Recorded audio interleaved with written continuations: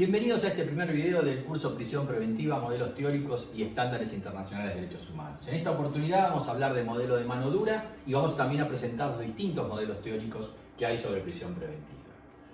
Prisión preventiva y excarcelación están íntimamente vinculados con política criminal. Los estados hacen política criminal a partir de estos institutos, por lo menos aquellos que están en emergencia perenne, como pasa con nuestro modelo. Esto ya lo había denunciado hace muchos años, en 1983, en ese libro, El precio sin condena en América Latina y el Caribe, Elías Carranza, Zaffaroni, Mora y Owet, en ese libro que fue icónico, porque ahí decían que estos sistemas procesales usan la prisión preventiva como herramienta directa de política criminal, directa para luchar contra la criminalidad. De hecho, toda esta cuestión de la prisión preventiva ha sido uno de los objetivos políticos que se propuso el proceso de reforma en Latinoamérica, pretendiendo la reducción de esa prisión preventiva. Una publicación del CEJA, del Centro de Estudios para la Justicia de las Américas, a través de Riego y Duche, hablaban de que en los primeros momentos de esa reforma, en la década del 90 hasta el 2000, se logró la reducción de los índices de prisión preventiva, pero que después del año 2000 eso se extravió en cierta medida porque apareció un movimiento de contrarreforma que generó más prisión preventiva. El problema es que no es que las reformas fueron malas las posteriores y mejores las primeras, sino que el problema de la inseguridad ciudadana se transformó en un tema muy sensible. De hecho, Latinobarómetro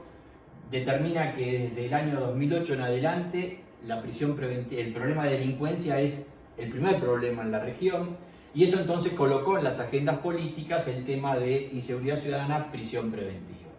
El informe sobre el uso de la prisión preventiva en las Américas, que fue aprobado por la Comisión Interamericana el 30 de diciembre del 2003 y que constituye uno de los principales instrumentos en materia de prisión preventiva a nivel internacional, dice en el párrafo 105 que la violencia y el delito son fenómenos que tienen raíces en problemas sociales complejos, y cita la opinión de ILANUT, el Instituto Latinoamericano de Lucha contra la Delincuencia, en las palabras de su director, Elías Carranza, diciendo que los países que fortalecen sus sistemas de justicia penal, pero que no logran desarrollar sociedades de equidad, construyen sociedades violentas y no ven reducir sus tasas de delito. La cuestión es que Elías Carranza advierte que es la inequidad un factor generador de delito. Y esa inequidad la mide lo que se llama el coeficiente de Gini, que si vemos en un mapa cómo está distribuida esa inequidad a lo largo del mundo, advertimos que Latinoamérica es la región del mundo con más desigualdad. De hecho, el 20% más rico tiene ingresos casi 20 veces superiores que el 20% más pobre, y eso sí marca un problema de desigualdad. De hecho, las regiones del mundo más equitativas están allí, en los países nórdicos y algunos países de Europa, y es llamativo que en esos países hoy están cerrando cárceles, las están constituyendo en refugios para inmigrantes, o incluso algunos países se las alquilan a otros países y tienen tasas de 50-60 presos cada 100.000 habitantes, y en cambio en regiones como la nuestra, bueno, estamos en 200 y pico de presos cada 100.000 habitantes. Esto demuestra entonces que probablemente esta teoría que propone Elías Carranza tiene un correlato en la realidad. La cuestión es que frente a la inseguridad, sea cuales fueran las causas, los estados reaccionan a reclamo de mano dura. La gente piensa que los delincuentes entran por una puerta y salen por la otra, e incluso se lo representa con este gráfico de la puerta giratoria, y entonces frente a esta tensión que genera la cuestión, se reacciona con prisión preventiva, que termina siendo una medida contrafóbica, como la define Garland. La cuestión es que el buen juez penal en el imaginario colectivo es un juez de mano dura, y esto es absolutamente incompatible con un Estado constitucional de derecho, una república y una vivencia en democracia. De hecho, suele presentarse este dilema, eficiencia versus garantías, y Claude Roxin nos muestra que los estados totalitarios exageran fácilmente la importancia del interés estatal por sobre el interés individual, y entonces ponen mucho interés en realizar de manera muy eficaz el procedimiento penal, y la mano dura sirve para esto, pero eso es en los estados totalitarios. En los estados de derecho, dice Roxin, el Estado mismo está obligado por los dos fines: el aseguramiento del orden a través de la persecución penal, eficiencia en la represión del delito, y protección de la esfera de libertad del ciudadano, esto es, protección de garantías. La cuestión es que rige esta doctrina de la doble eficacia, como la llama Julio Maia.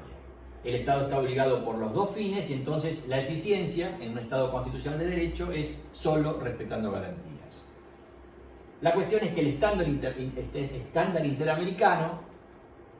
lo brinda ese informe sobre el uso de la prisión preventiva que recién mencioné, del 30 de diciembre del 2013, en el cual la Comisión Interamericana elabora este documento, aprobándolo, que termina con una serie de recomendaciones para los Estados parte, y esto lo hace en su función de protección de derechos y difusión de derechos humanos, o sea, como órgano principal de Naciones Unidas, de la OEA.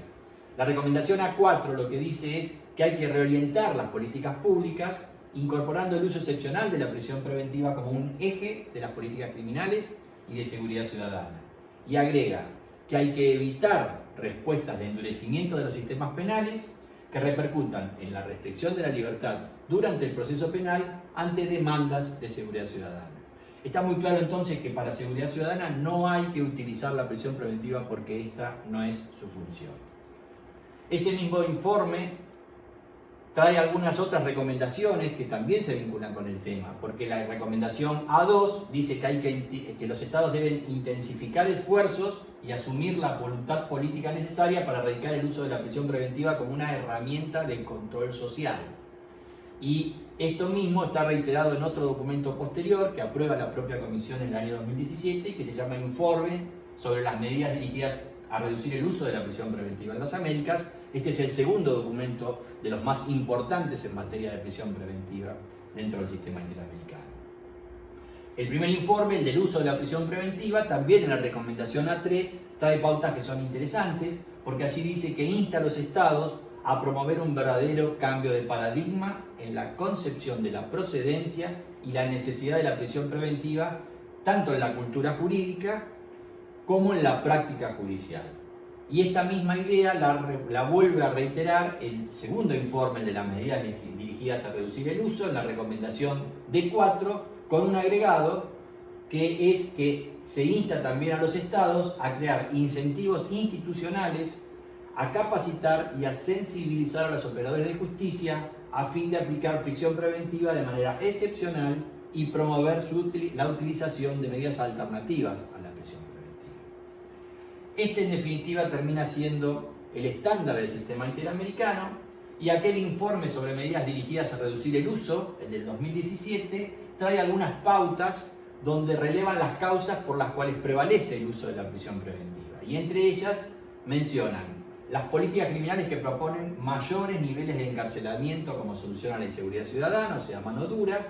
la preponderancia de políticas de mano dura en los discursos de las autoridades para poner fin a la inseguridad ciudadana mediante la privación de libertad y la consecuente presión de los medios de comunicación y la opinión pública para que eso suceda. Otra causa que relevan es la utilización de mecanismos de control disciplinario como medio de presión o castigo contra autoridades judiciales que determinan la aplicación de medidas alternativas, o sea que no imponen prisión preventiva, y esto habilita todo un tema en cuanto a fundamentos legitimantes, porque aparece un fundamento subterráneo que es el miedo de los jueces a disponer libertades, y que vamos a ver específicamente en uno de los videos. Por último, en ese párrafo 2.25 se menciona la falta de coordinación interinstitucional entre los actores del sistema de administración de justicia. Y habría que agregar una falta de coordinación entre los distintos poderes del Estado, porque muchas veces tanto los poderes ejecutivos como legislativos van por líneas de mano dura y el Poder Judicial, que debe velar por la vigencia de la Constitución y la protección de garantías y derechos humanos, tiene que salir al cruce y entonces se genera esa descoordinación que desorienta a la sociedad. Volviendo al informe sobre el uso de la prisión preventiva en las Américas, el informe del 2013, en el párrafo 106, ese informe dice que el diseño e implementación de políticas criminales que están orientadas a legalizar el uso de la prisión preventiva como una forma de justicia expedita para la seguridad ciudadana al margen del debido proceso penal es abiertamente contrario al régimen establecido por la Convención, la Declaración Americana y los principios que inspiran la Carta de la OEA. Y agrega ese párrafo 106 que además resulta políticamente irresponsable el que los estados eludan su deber de adoptar políticas públicas integrales en materia de seguridad ciudadana, mediante la adopción de medidas populistas de corto plazo,